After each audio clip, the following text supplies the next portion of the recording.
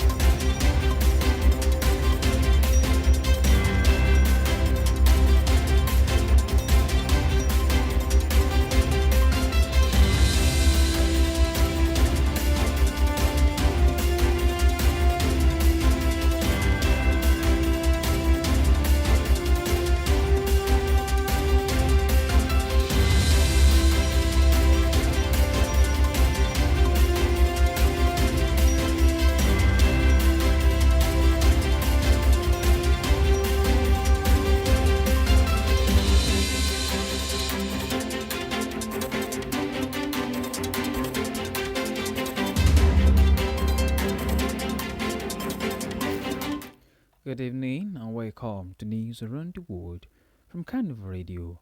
I am Joseph Oikola. Starting the news this evening from Africa. Hundreds of protesters in Madagascar took to the streets today, demanding the resignation of President Andry Rajoelina, taken to the street for a fifth day of demonstrations that are shaking the government. The rallies, inspired by youth-led Gen Z movement in Kenya and Nepal, marked the largest protest on the island in years and the toughest challenges to Rajoelina since his 2023 re-election.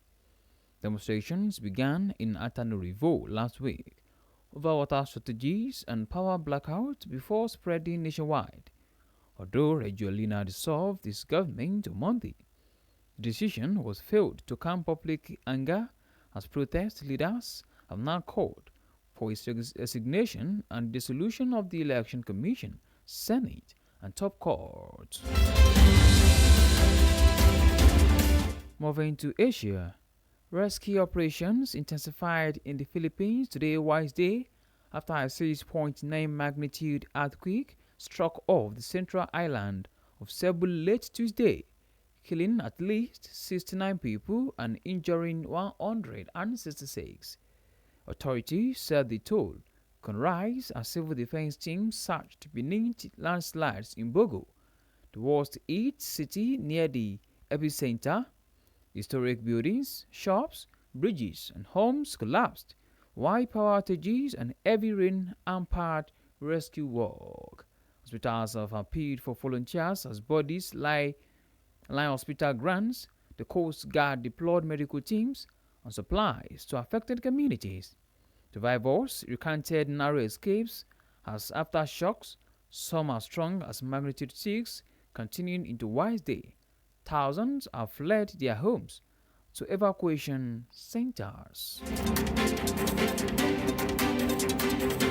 In Europe, Britain's government has won its lawsuit against PPE Medro over the supply of personal protective equipment during the COVID-19 pandemic, as London's High Court on Wednesday awarded the Department of Health and Social Care €122 million in damages. The department had sued the firm in 2022, alleging breach of a 2020 contract to deliver 25 million sterile surgical gowns. Officials said the gowns were not properly sterilized and therefore unusable, entitling the state to reject them and reclaim funds. PPE Medropol, linked to lawmakers Michel Limono, argued the case was buyer's remorse and claimed it met contractual terms.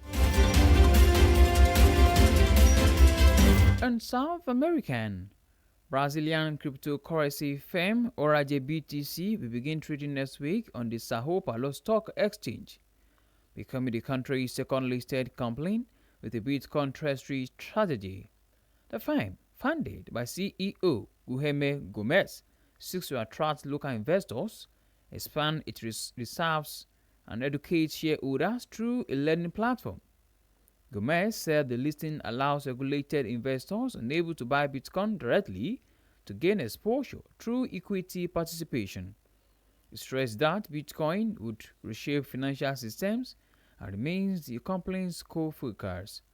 Ranger BTC has already rescued and secured backing from international investors, including Mexican billionaire Ricardo Sines, owner of Banazo Etizaka. In North America, the United Nations Security Council has approved a U.S.-backed proposal to more than double the size of an international mission combating armed gangs in Haiti. The mission, launched 15 months ago, has struggled with poor funding and staffing while gangs tighten control over Port-au-Prince with more than 1.3 million people displaced and famine-level hunger rising according to UN agencies. UN Ambassador to the UN, Michael Watts, warned that escalating violence threatens the survival of the Haitian state. On to the last news this evening. In Australia, Australian car dealership firm Eagers Automotive announced today Wednesday it will acquire a 65% stake in Canada's once holding company for 1.04 billion Australian dollars. The agreement with entities linked to Canada-owned funder Pat Pristina includes 668 million in cash and 386 million Australian dollars in Higas shares, valuing the Canadian company at 2.72 billion Australian dollars, including debt.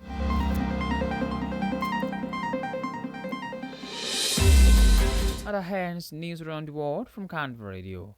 This news was brought to you from Carnival Radio News and Current Affairs Department, compiled by Elizabeth Darcy Okemukoko. I am Joseph Oyukola. Good evening, and please do well to enjoy the rest of your day.